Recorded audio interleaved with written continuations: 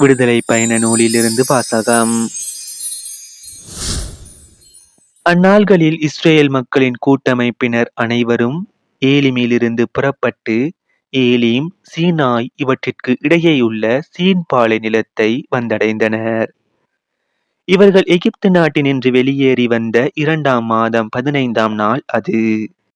Israel மக்கள் கூட்டமைப்பினர் அனைவரும் அந்த பாலை நிலத்தில் மோசேக்கும் ஆரோனுக்கும் எதிராக முறுமுறுத்தனர்.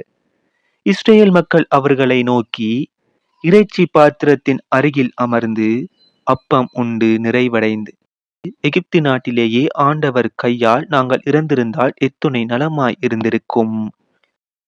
ஆனால் இந்த சபையினர் அனைவரும் பசியால் மாண்டு போகவோ இப்பாலை நிலத்திற்குள் நீங்கள் எங்களை கூட்டிக் கொண்டு வந்திருக்கிறீர்கள் என்றனர்.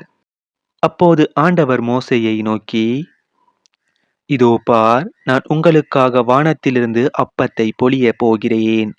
மக்கள் வெளியே போய் தேவையானதை அன்றன்று சேகரித்துக் கொள்ள வேண்டும். என் கட்டளைப்படி நடப்பார்களா இல்லையா என்பதை நான் இவ்வாறு சோதித்தறிய போகிறேன். ஆனால் 6ஆம் நாளில் நாள்தோறும் அவர்கள் சேகரித்து வந்ததை விட 2 மடங்கு சேகரித்து தயாரித்து வைத்துக் கொள்ள வேண்டும் என்றார்.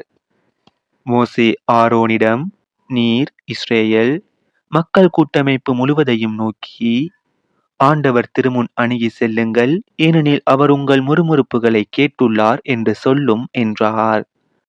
அவ்வாறே ஆரோனும் இஸ்ரேல் மக்கள் கூட்டமைப்பு முழுவதையும் நோக்கி பேசிக் கொண்டிருக்கையில் அவர்கள் பாலை நில பக்கமாய் திரும்பினார்கள். அப்போது ஆண்டவரின் மாட்சி மேகத்தில் தோன்றியது. ஆண்டவர் மோசேயை நோக்கி, இஸ்ரேல் மக்களின் முறையீடுகளை நான் கேட்டுள்ளேன். நீ அவர்களிடம், மாலையில் நீங்கள் இறைச்சி உண்ணலாம், காலையில் அப்பம் உண்டு நிறைவடையலாம். நானே உங்கள் கடவுளாகிய ஆண்டவர் என்பதை இதனால் நீங்கள் உணர்ந்து கொள்வீர்கள் என்று சொல் என்றார். மாலையில் காடைகள் பறந்து வந்து கூடாரங்களை மூடிக்கொண்டன. காலையில் பனிப்படலம் கூடாரத்தை சுற்றி படிந்திருந்தது. பனிப்படலம் மறைந்த போது பாலை நிலப்பரப்பின் மேல் மென்மையான, தட்டையான, மெல்லிய உறைபனி போன்ற சிறிய பொருள் காணப்பட்டது. இஸ்ரேல் மக்கள் அதை பார்த்துவிட்டு ஒருவரை ஒருவர் நோக்கி மன்னா என்றனர். ஏனெனில் அது என்ன என்று அவர்களுக்கு தெரியவில்லை. அப்போது மோசே அவர்களை நோக்கி, ஆண்டவர் உங்களுக்கு உணவாக தந்த அப்பம் இதுவே என்றார். இது ஆண்டவர் வழங்கும் அருள்வாக்கு. இறைவா உமக்கு நன்றி. இன்றைய தினத்துக்கு உரிய நற்செய்தி வாசகம். மத்தேயு எழுதிய தூய நற்செய்தியில் இருந்து. அக்காலத்தில் இயேசு வீட்டிற்கு வெளியே சென்று கடலோரத்தில் அமர்ந்தார். மக்கள் பெருந்திரளாய் அவரிடம் ஒன்று கூடி வந்தனர். ஆகவே அவர் படகில் ஏறி அமர்ந்தார். திரண்டிருந்த மக்கள் அனைவரும் கடற்கரையில் நின்று கொண்டிருந்தனர். அவர் உவமைகள் வாயிலாக பலவற்றை குறித்து அவர்களோடு பேசினார். விதைப்பவர் ஒருவர் விதைக்க சென்றார். அவர் விதைக்கும் பொழுது சில விதைகள் வழியோரம் விழுந்தன. பறவைகள் வந்து அவற்றை விழுங்கிவிட்டன. வேறு சில விதைகள் மிகுதியாக மண் இல்லா பாறை பகுதிகளில் விழுந்தன. அங்கே மண் ஆழமாக இல்லாததால் அவை விரைவில் முளைத்தன. ஆனால் கதிரவன் மேலே எழ அவை காய்ந்து வேர் இல்லாமையால் கருகி போயின. மற்றும் சில விதைகள் முட்செடிகளின் இடையே விழுந்தன. முட்செடிகள் வளர்ந்து அவற்றை நெருக்கிவிட்டன. ஆனால் இன்னும் சில விதைகள் நல்ல நிலத்தில் விழுந்தன. அவற்றுள் சில 100 மடங்காகவும், சில 60 மடங்காகவும், சில 30 மடங்காகவும் விளைச்சலை கொடுத்தன.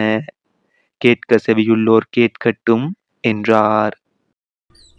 இது நம் கிறிஸ்து இயேசு வழங்கும் வாழ்வு தரும் நற்செய்தி. கிறிஸ்துவே உமக்கு புகழ். இன்றைய தினத்துக்கு உரிய சிந்தனை துளிகள். ஆற்றல் வாய்ந்தவை இறைவார்த்தை.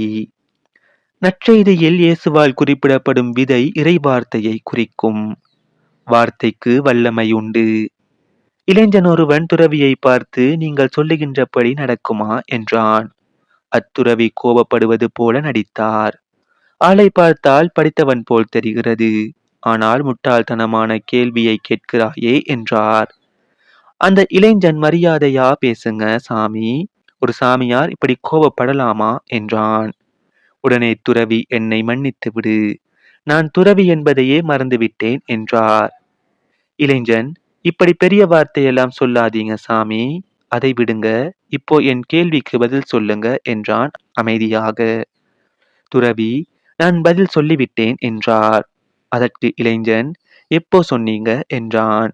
அதற்கு துறவி முன்பு நீ கோபப்பட்டாய், இப்போது அமைதியாக பேசுகிறாய். இப்படி உன்னை செயல்பட வைத்தது என் வார்த்தைகள் தானே என்றார். இறை வார்த்தைகளுக்கு மாபெரும் மாற்றங்களை ஏற்படுத்தும் ஆற்றல் உண்டு. முதல் வாசகத்தில் மோசேயும் ஆரோனும் கடவுளுடைய வார்த்தைகளை அப்படியே ஏற்றுக்கொண்டதால் அவர்கள் கண்கள் முன்பாக அரும் அடையாளங்கள் நடப்பதை அவர்கள் பார்த்தார்கள்.